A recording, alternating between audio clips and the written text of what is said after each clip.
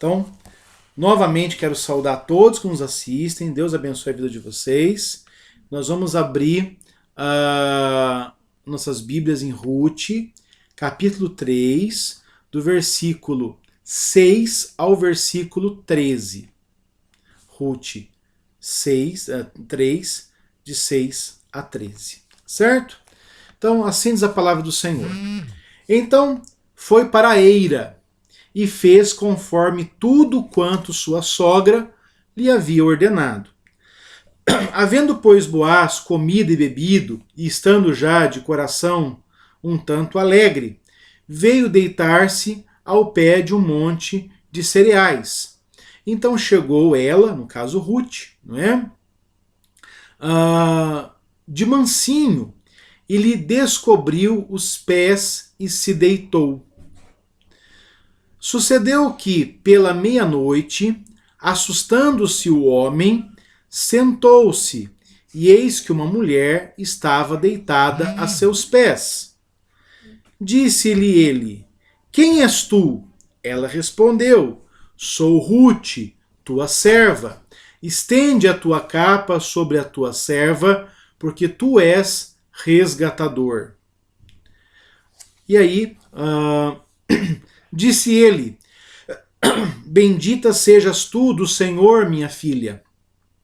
Melhor fizeste a tua última benevolência do que a primeira, pois não foste após jovens, quer pobres, quer ricos. Agora, pois, minha filha, não tenhas receio. Tudo quanto dissestes eu te farei, pois toda a cidade do meu povo sabe que és mulher virtuosa. Ora, é muito verdade que eu sou seu resgatador, mas ainda outro resgatador há mais chegado do que eu. Fica-te aqui esta noite, e será pela manhã, se ele te quiser resgatar, bem está, que te resgate. Porém, não lhe apraz resgatar, eu o resgatarei. Tão certo como vive o Senhor, deita-te aqui até amanhã. Oremos ao Senhor. Eterno Deus e amado Pai, obrigado, Senhor, pela tua palavra. Dá-nos, Senhor, entendermos a tua misericórdia sobre as nossas vidas. Dá-nos, Senhor, vivermos da maneira que lhe agrada. E dá-nos, Senhor, entender, Senhor, como nós devemos viver a intimidade com o Senhor. Nós pedimos, Senhor, em nome de Jesus, que as palavras dos meus lábios e o meditar do meu coração sejam agradáveis na tua presença, Senhor, rocha minha e redentor meu. Amém. Irmãos, nós estamos diante desse texto, não é? E aqui, os irmãos se lembram que na semana passada nós falamos ali sobre que a felicidade está ao lado do Redentor, né? E nós vimos ali que a Ruth, ao chegar em casa e levar os 3 alimentos para sua sogra, né? O alimento físico, o alimento da esperança e o alimento da perspectiva. Agora Noemi se enche dessa esperança e ele vai dizer que ela não vai descansar enquanto encontrar um lar, né, para que ela seja feliz. Então a ideia de Noemi é que Ruth ela deve ser feliz. E aonde está a felicidade de Ruth? Está ao lado do Redentor. E na semana passada, refletindo esse texto, nós falávamos sobre isso, que as pessoas buscam a felicidade nos lugares mais inóspitos, nos lugares mais improváveis, né? Porque buscam a felicidade no mundo, buscam a felicidade nos vícios, buscam a felicidade nos exageros.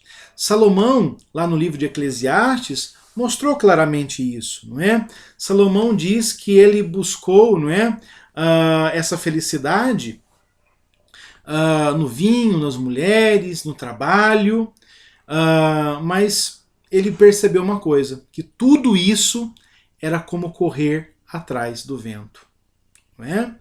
Quantas pessoas chegam ao final da vida, não é?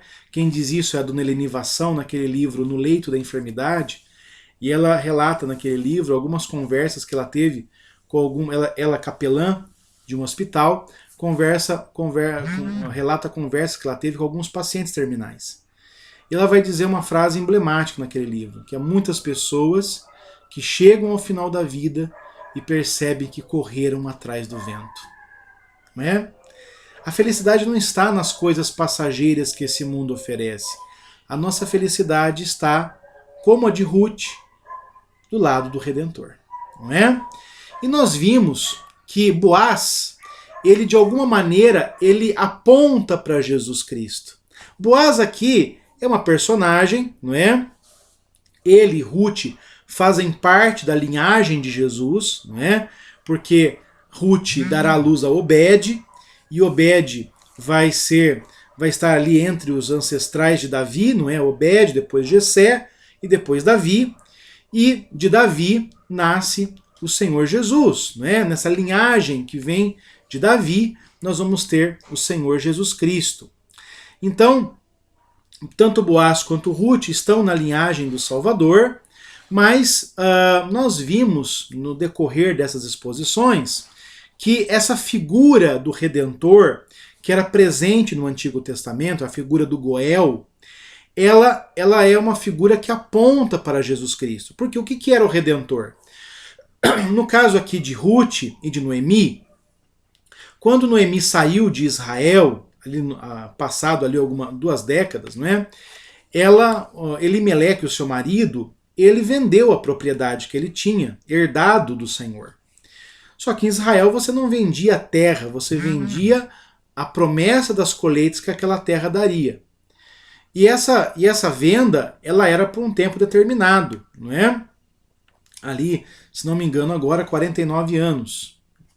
O que acontece? Ao final desse período, essa terra voltava para o dono original. Então, como Noemi e Ruth voltaram antes de terminar esse período, elas precisam de alguém que vá lá e pague a quem comprou o que falta das colheitas desses próximos 29 anos. Quem fazia isso? O Redentor. O Redentor, o Goel, ele assumia a dívida para ele e ele pagava essa dívida e essa terra voltava para os seus donos originais. Ele não só fazia isso, o levirato, né, que era uma outra lei do Antigo Testamento, obrigava esse Redentor também a desposar a viúva e dar a ela descendência para o seu marido. Então, por exemplo, Malom morreu lá em Moabe sem descendência. Então, o que acontecia? Quando Boaz se unisse a Ruth, o primeiro filho que eles tivessem, que no caso foi Obed, ele seria, na verdade, o filho do Malom. Ele seria descendência de Malom. Então, nessa perspectiva do Redentor é que Boaz se encontra. E ele aponta para Jesus. Por quê? A Bíblia vai nos dizer, Paulo vai nos dizer, né, que Jesus se fez pecador em nosso lugar. Nós, tal como Ruth e como Noemi, nós tínhamos uma dívida impagável. Que dívida é essa? O pecado original. Pecado original. Essa dívida foi contraída onde? Lá no Éden. Lá no Éden, quando nossos primeiros pais, Adão e Eva, eles comeram do fruto que o Senhor havia proibido. E ao desobedecer o Senhor, o que eles fizeram? Eles entraram no estado de pecado. E eles, como Adão era o cabeça da humanidade naquele momento, ele espalhou esse pecado a toda a sua descendência. Se você for a Gênesis 5, versículo 5, você verá que Adão teve filhos conforme a sua imagem e semelhança. Ou seja, aquela imagem e semelhança que Deus deu a Adão, ela foi distorcida pelo pecado, e é essa imagem que foi transmitida a nós. Então nós nascemos em pecado, como diz lá Davi no Salmo 51, versículo 5, nós nascemos em pecado nos concebeu a nossa mãe. E nessa realidade nós precisamos de um Redentor, porque nós não podemos saldar essa dívida. Essa dívida foi contraída com Deus, não é? Na verdade, ali a palavra é Goel. Goel, né? Ele é o resgatador. A palavra Goel no hebraico significa resgatador, certo? Então, essa dívida é eterna. Certo? Por quê? Quanto maior a pessoa com quem eu contraio a dívida, maior é a minha dívida, não é? Nós contraímos uma dívida com Deus, ela se tornou impagável. Então o que Deus fez conosco? Ele nos dá o seu próprio Filho. Como diz lá João 3,16, Deus amou o mundo de tal maneira que deu o seu Filho unigênito para que todo aquele que nele crê não pereça, mas tenha a vida eterna. Então aqueles que crerem no Senhor Jesus Cristo, eles terão a vida eterna. Ele é o Goel que toma a nossa dívida e paga a nossa dívida no nosso lugar. E onde Jesus pagou essa dívida? Jesus pagou essa dívida no alto da cruz do Calvário. Ali, pelo sangue derramado, ele nos justificou. Ou seja, ele nos fez justos. E nós tomamos essa justiça por meio da fé. É a fé que nos dá a certeza de que nós fomos justificados, que nenhuma condenação há para aqueles que estão em Cristo Jesus. Então, é por isso que Paulo vai dizer aos Romanos: justificados mediante a fé, temos paz com Deus. Então agora, se nós outrora estávamos em guerra com o Senhor, agora nós usufruímos de paz. Don Richardson, grande missiólogo canadense, ele escreve um livro fantástico chamado O Totem da Paz. E ele, nesse livro, ele conta sobre a história ele mesmo, um missionário, estava numa ilha do Pacífico, e duas tribos estavam guerreando entre si, e ele já estava cansado dessa guerra entre essas tribos, e ele chega e dá um ultimato para as duas tribos, né? Olha, vocês precisam parar essa guerra, senão eu vou embora e vou levar todos os recursos que eu trouxe aqui. Antes dessa guerra começar, ele tinha tentado evangelizar aquele povo, e ao contar a história de Jesus, as pessoas se interessaram mais pelo Judas do que pelo Jesus. Porque na cultura deles, bom era quem conseguia enganar o seu próprio mestre. Diante desse ultimato, eles param a guerra e eles realizam um ritual, o ritual do Totem da Paz. Como que era feito esse ritual? Havia uma troca de crianças entre as tribos. Uma tribo dava a outra tribo a sua criança mais jovem. E enquanto aquela criança existisse, as duas tribos tinham que fazer paz, porque eles corriam o risco de matar alguém do seu próprio sangue. E quando ele vê esse ritual, ele entende que ali havia algo que, de alguma maneira, Deus colocou naquela cultura e que apontava para Jesus. E ele vai lá e prega para aquela tribo novamente, vai dizer o seguinte: olha, nós estávamos em guerra com Deus. Nós estávamos em guerra com Deus. E Deus fez o quê? Ele quis ter paz com a gente. E como ele fez a paz? Ele nos deu o Totem da Paz. Quem que é o Totem da Paz? É Jesus. Ele é essa criança que foi dada a nós, não é? Lá na manjedoura de Belém, que morreu em nosso lugar na cruz. E enquanto Jesus existir, Deus tem paz conosco. Só que tem uma coisa, Jesus não morre. Porque ele, sendo morto na cruz do Calvário, ele ressuscitou ao terceiro dia. E aqueles que estão debaixo desse Jesus, desse Totem da Paz, têm paz com Deus. Então nós não temos mais guerra com Deus, nós temos paz. E aqui nós vemos Ruth nesse momento, né, de intimidade com o seu Redentor. Não de intimidade sexual, não é? Como algumas pessoas inferem esse texto, mas de intimidade, de proximidade com o seu Redentor. Então aqui o que acontece? Ela seguiu exatamente os conselhos de Noemi.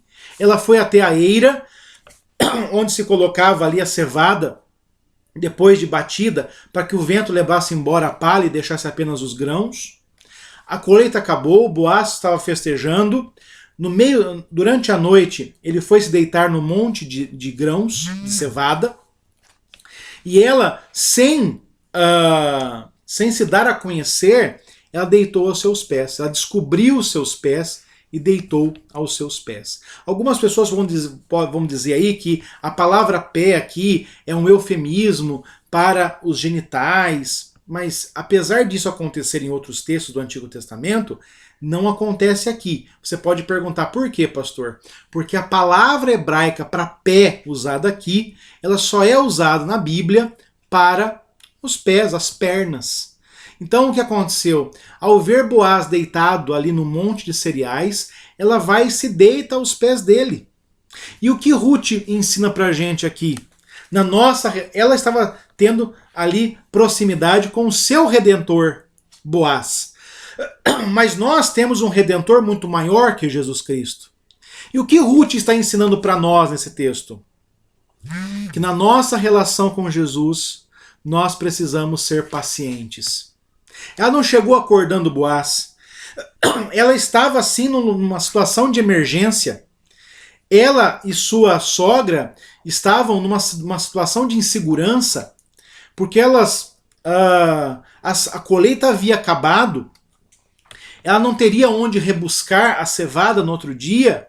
O que haveria de acontecer tanto a ela quanto a sua sogra? Ela poderia chegar ali, acordar Boaz e falar afobada sobre os seus problemas, mas ela age com paciência. Ela espera no seu Redentor. Meus irmãos, a vida pode nos levar a momentos de emergência, momentos em que nossa paciência é testada.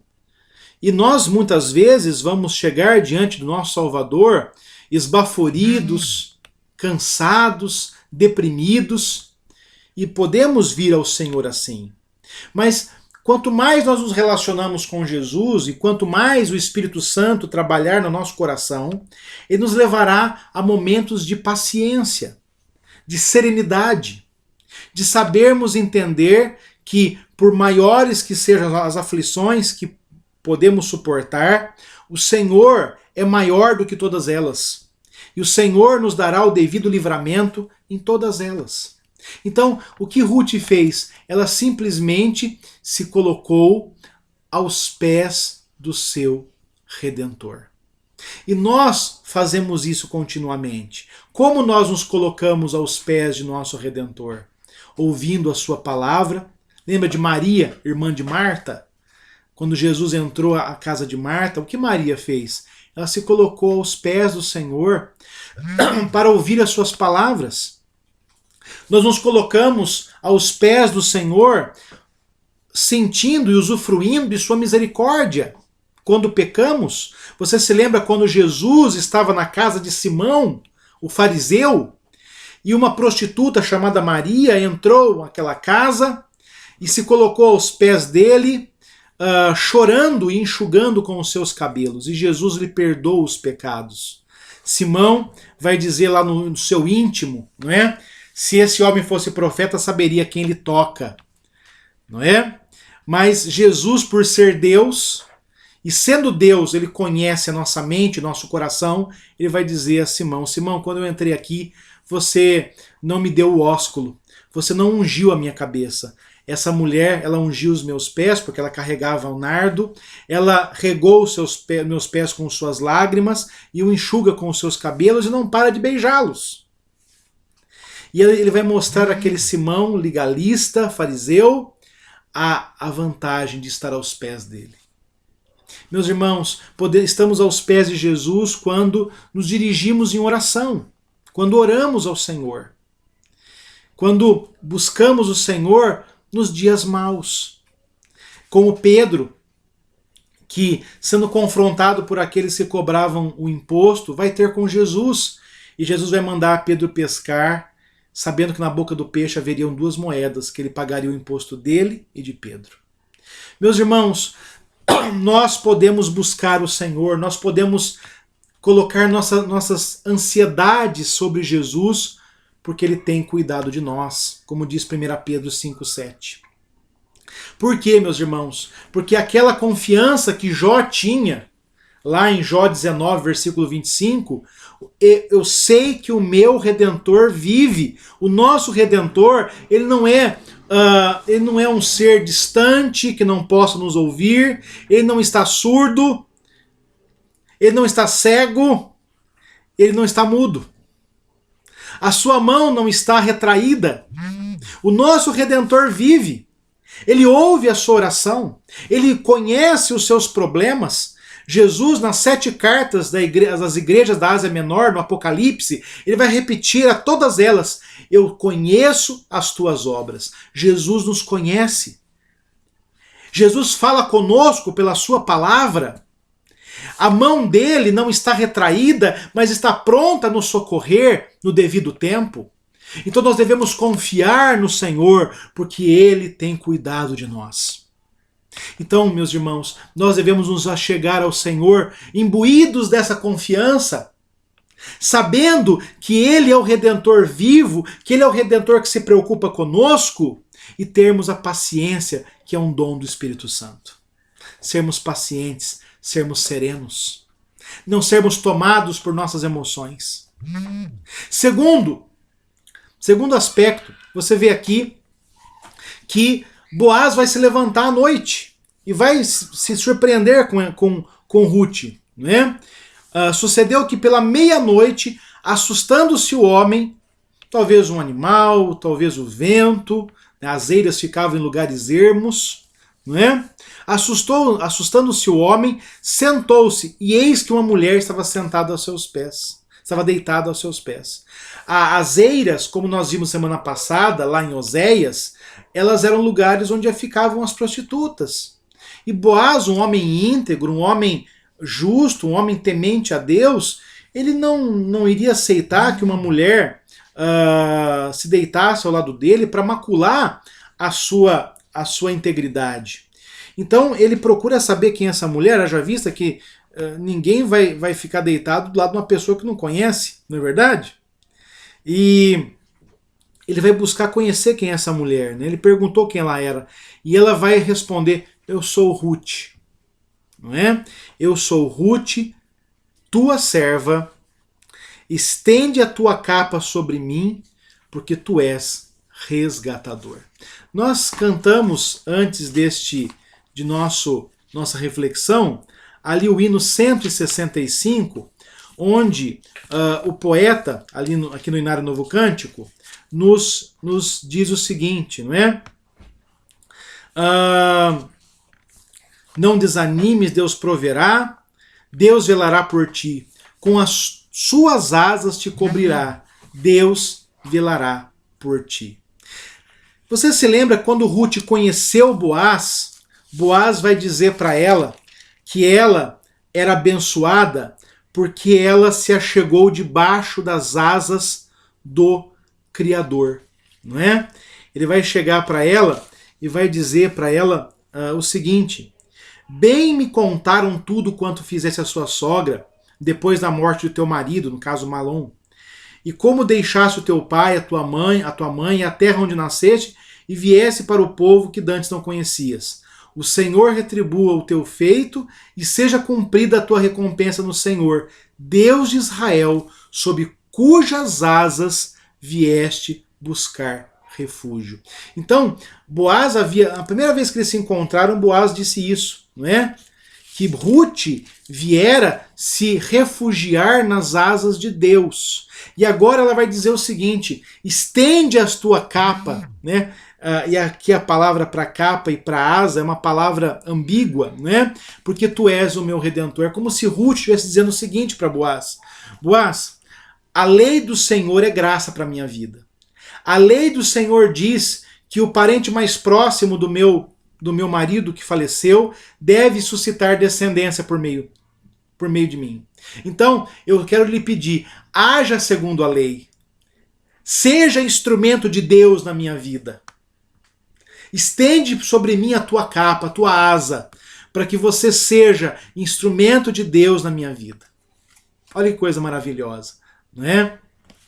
Meus irmãos, nós temos um Redentor maior do que Boaz.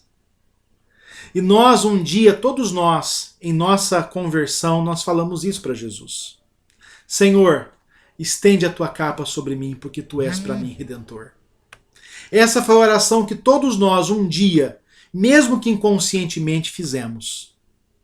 Nós chegamos ao Senhor e dissemos: Senhor, tu és o meu redentor.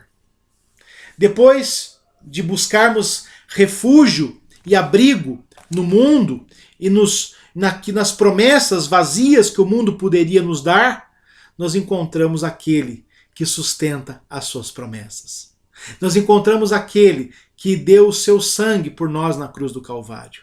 Nós encontramos as asas do Redentor, Jesus Cristo.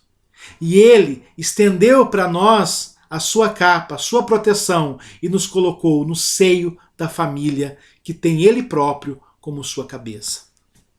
Jesus é a cabeça da igreja e todos nós, unidos a ele, nós temos vida e vida em plenitude. Jesus vai dizer lá em João 15, não é?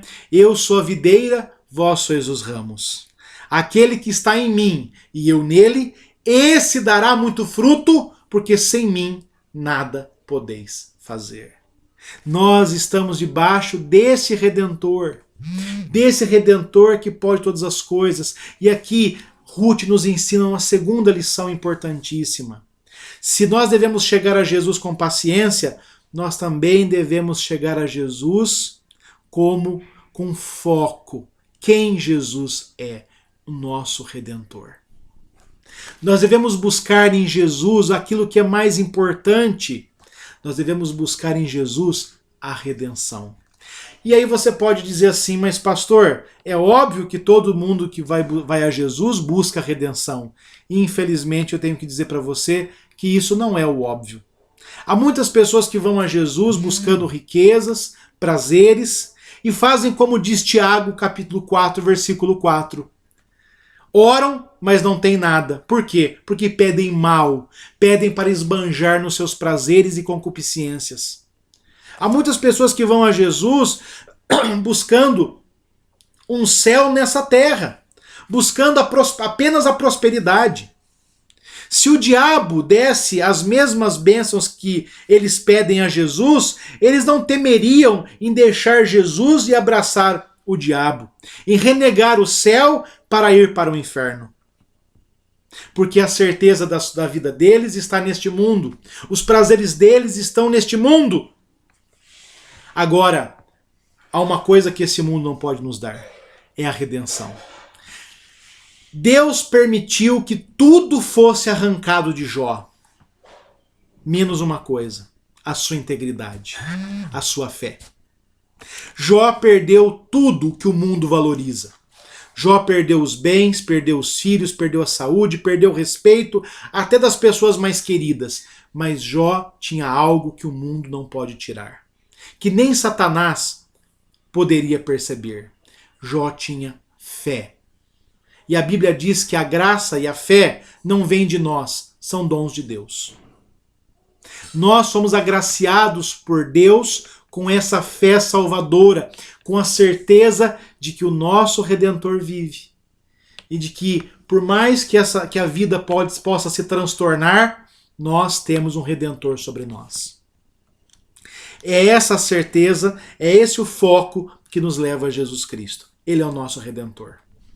E por último, Ruth nos ensina que Jesus, não é em quem nós devemos confiar. Porque Boaz vai dizer para ela as promessas que ele vai fazer para ela. Veja só, ele vai se levantar e vai dizer: bendito sejas, não é? Bendita sejas, não é? Ele vai mostrar aqui promessas que ele fez a Ruth, não é? Eu estou aqui na página errada, desculpa, irmãos, né? Bendita sejas tu do Senhor, minha filha. Olha só, melhor fizeste a tua última benevolência que a primeira. O que eu quero dizer? Que qual foi a primeira benevolência de Ruth? Foi abandonar o seu pai, a sua mãe, a terra que ela nasceu, a possibilidade de ter um marido em Moabe e vir com Ruth, sua sogra, que estava viúva. Então essa foi a primeira benevolência de Ruth.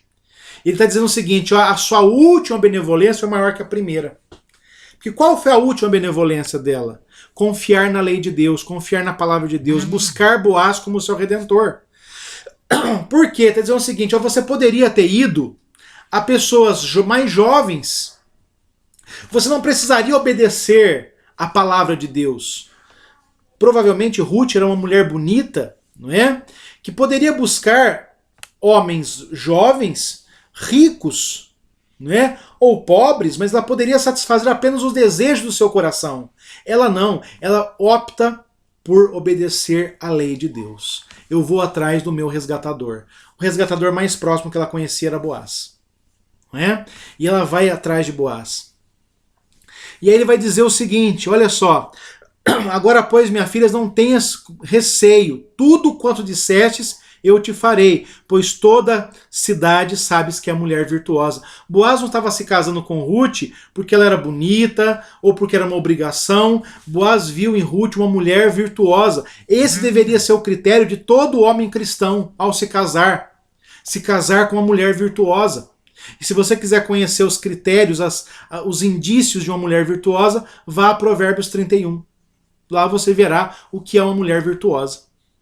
É uma mulher dada ao trabalho, é uma mulher dada à palavra, à virtude, ao cuidado dos seus, à caridade. Não é? Então, meus irmãos, você observa que é algo fantástico. Não é? Ela era, e a virtude de Ruth não era observada apenas por Boaz, porque esse é um problema dos jovens, né? Às vezes o jovem, ele vê virtudes na pessoa com quem ele quer se casar, que só ele vê. Ruth não, a virtude dela não era só observada por Boaz, era observada por todos, por toda a cidade, não é? As virtudes de uma pessoa, elas devem ser públicas, não é? E olha só que coisa linda, não é? Ora, é muito verdade que eu sou resgatador, mas ainda há outro mais achegado que eu, que nós vamos conhecer daqui para frente.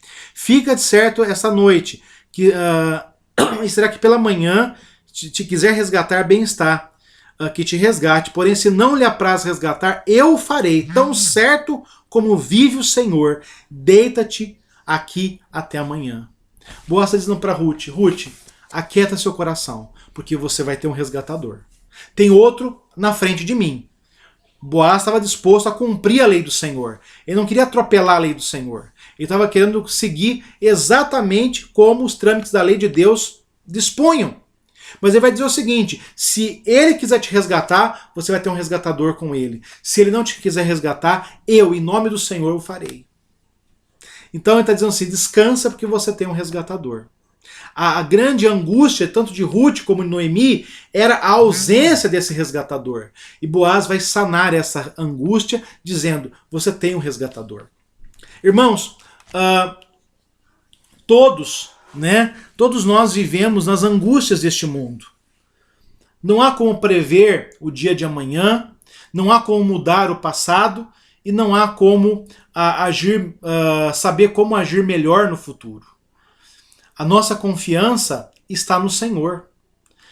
No Senhor que perdoará e perdoa os pecados que cometemos, no Senhor que nos dá graça para vivermos o presente da maneira que lhe agrada, e no Senhor que preparará as boas obras de antemão para que andemos nelas no futuro. É o Senhor que está no controle de toda a nossa vida.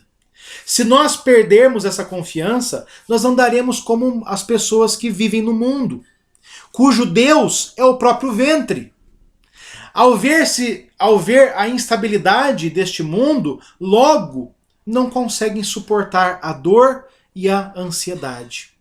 Irmãos, Ruth é obrigada a confiar no seu resgatador.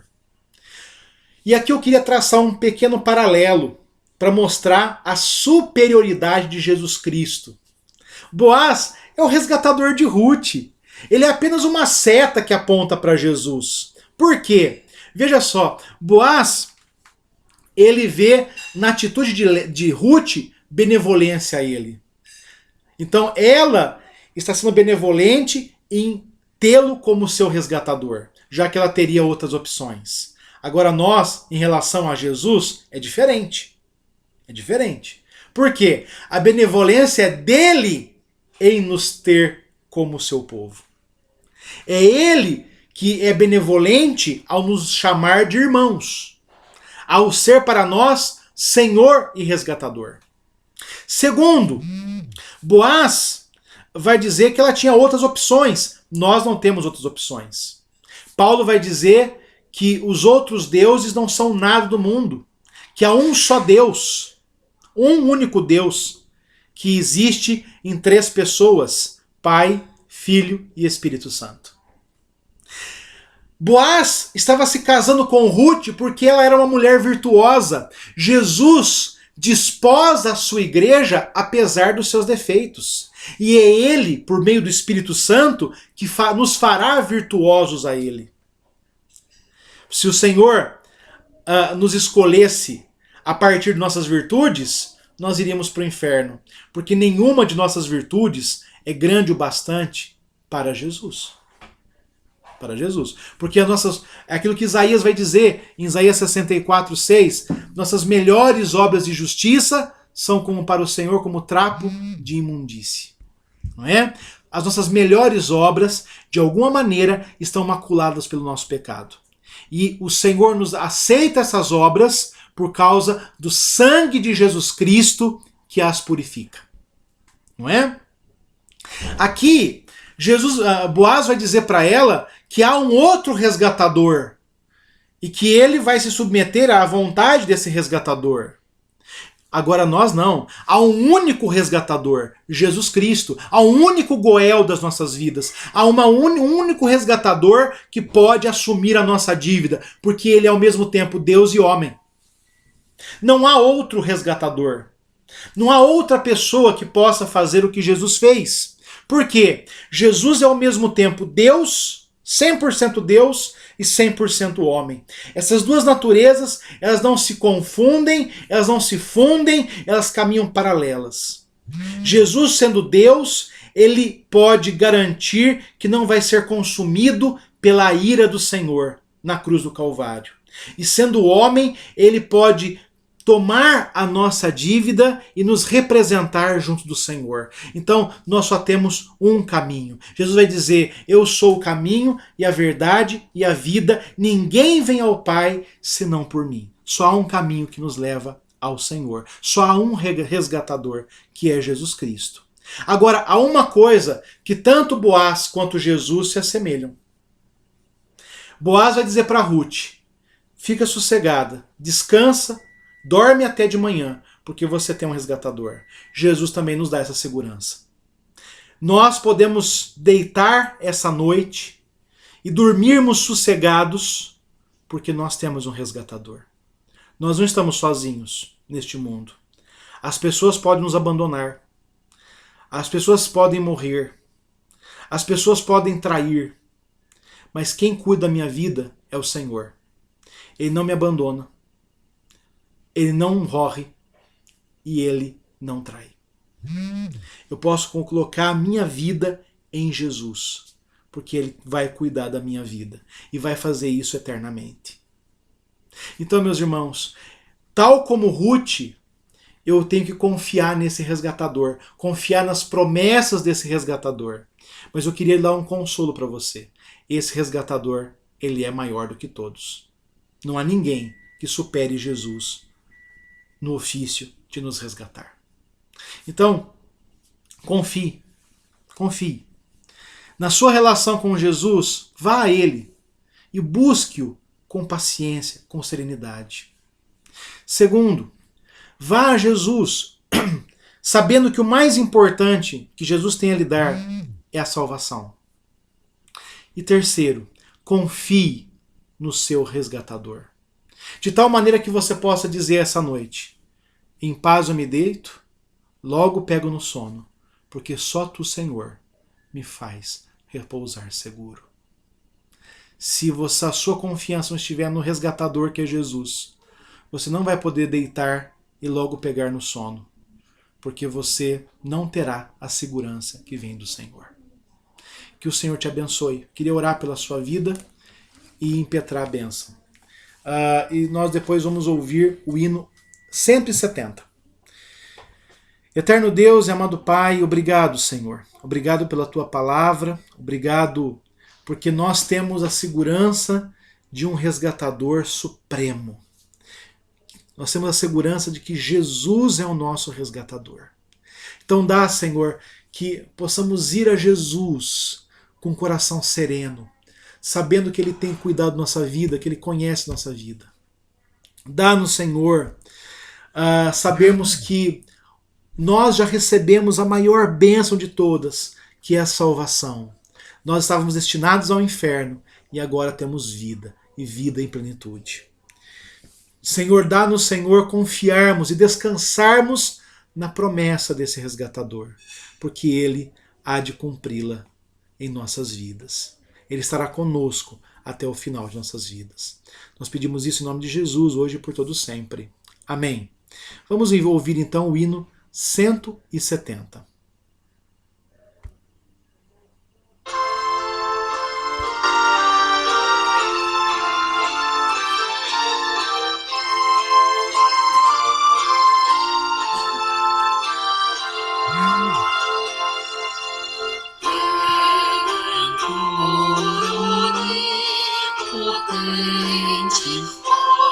Poderoso Salvador,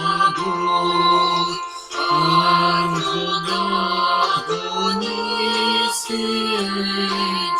é Jesus, meu bom Senhor, um abrigo sempre perto para todo pecador. Amigo inseparável, é Jesus, meu Salvador. Água viva, pão da vida, doce sombra no calor, que ao descanso nos convida, é Jesus, meu Salvador. Somos ignorantes às trevas, refugindo na luz da noite, desfazendo meu bom Senhor Jesus.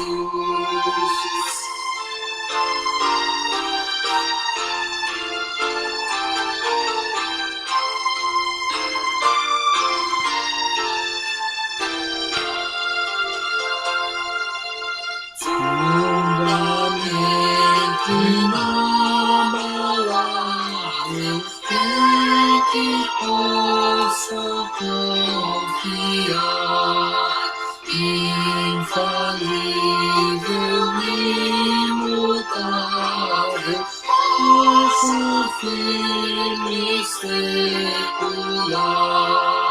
Porta aberta, sempre aberta, conduzindo a salvação.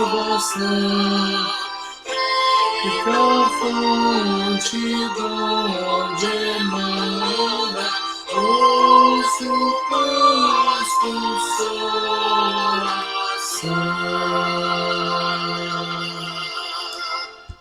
Amém, irmãos. Como é rico os hinos. Olha aqui, antes de impetrar a bênção, eu queria ler esse hino com você. Por favor. Redentor onipotente, todo-poderoso, poderoso Salvador, advogado onisciente, um advogado que sabe de todas as coisas, que sabe não só todas as leis, mas sabe de tudo o que acontece. Tem todas as provas à mão. É Jesus, o meu bom Senhor. É um abrigo sempre perto. Ele não é um abrigo longe, de tal maneira que eu vou me molhar na chuva, que eu vou ser arrastado. Ele é um abrigo sempre perto. Para todo pecador. Então, Jesus não oferece uma salvação que eu tenho que fazer um monte de coisa para ganhar essa salvação. Não, essa salvação é sempre perto pela graça. um amigo inseparável, é Jesus, meu Salvador. Água viva, como ele disse para a mulher samaritana, né? Pão da vida, como ele disse aos judeus lá em João 6, eu sou o pão da vida, né? Aquele que vem a mim não terá fome, aquele que crê em mim não terá sede.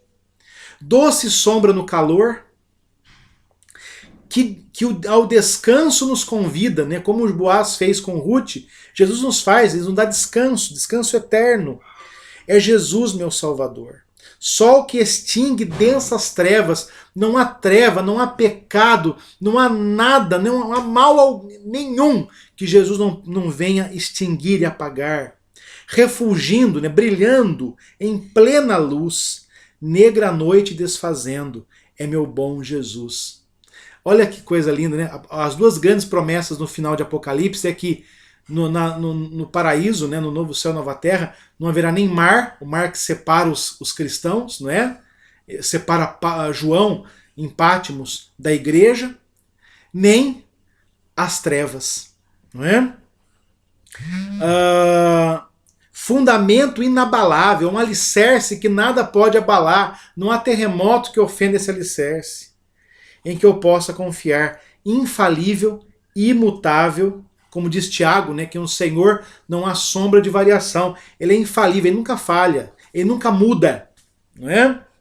Rocha firme e secular, porta aberta, sempre aberta, rica fonte de onde emana alegria, né, gozo, alegria, paz, consolação. Que a graça e a paz da parte de Deus, o Pai, o amor de Jesus Cristo, a força e a consolação do Espírito Santo recaiam sobre vós, Israel espiritual de Deus, hoje e por todo sempre. Amém.